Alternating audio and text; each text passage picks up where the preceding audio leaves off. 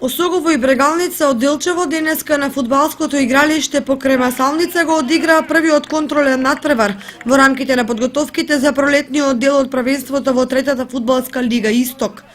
Иако во прв план не беше резултатот, сепак вредно е да се истакне дека надпреварот заврши без победник, односно 1:1. На полувремето Осогово водеше со 0:1, но во вториот дел кога тренерите на двете екипи во игра ги внесоа сите расположливи фудбалери, делчевчани и израмнија.